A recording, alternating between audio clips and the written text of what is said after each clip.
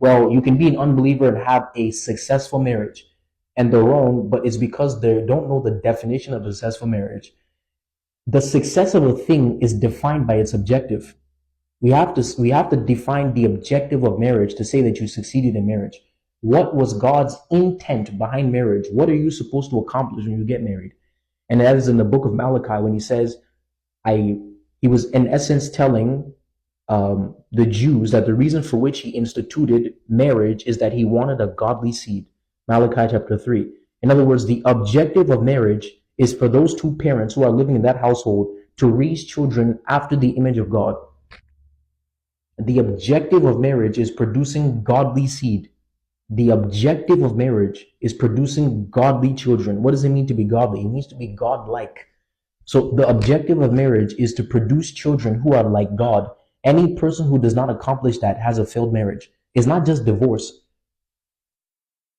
It's not just infidelity. No. A successful marriage is a marriage that produces godly children. See, it is just that those two people staying together, obviously, well, then if they get divorced, it's not a marriage anymore. And then, of course, if the two people aren't happy, that doesn't help in creating the kind of environment that produces godly children, because there are the fruits of the Spirit. One of them is joy. And so, and a child will become what they see. If there's no joy in the household, they won't reflect that virtue. The child will only become what they imitate. The Bible says, be ye therefore imitators of your Father. Jesus says, I only do that which I see my Father do. And so if the atmosphere of that household doesn't capture joy, the child will not have a joyful life, which will, of course, stifle the two parents in producing a godlike child, because that's one of the virtues of God. But besides that, what I'm saying is that an unbeliever cannot have a successful marriage by definition, because an unbeliever cannot produce godly children, because you can only reproduce after yourself. You cannot take a seed out of a watermelon and produce an apple.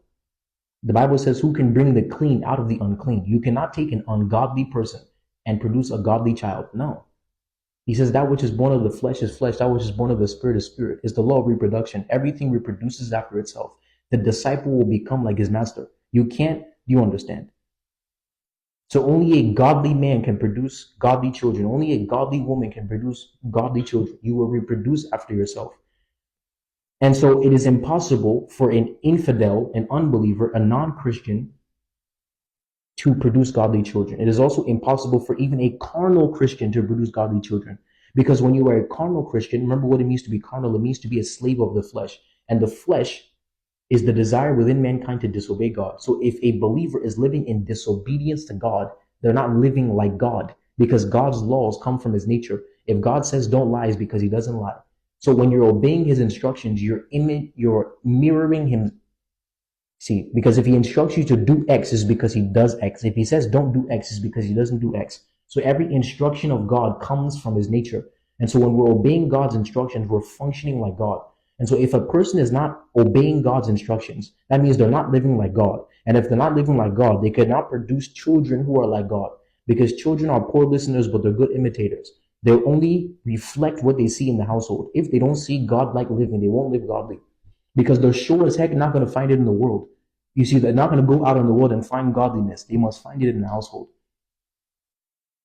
But I'm just saying all this to say we have to first define a successful marriage. I'm not saying that's the only component of a successful marriage. Of course, there's joy. Of course, there's the romantic dimension, the financial dimension. But ultimately, the ultimate telos, the ultimate objective of marriage is producing godly children. Whatever else is accomplished, that not being accomplished is a failed marriage.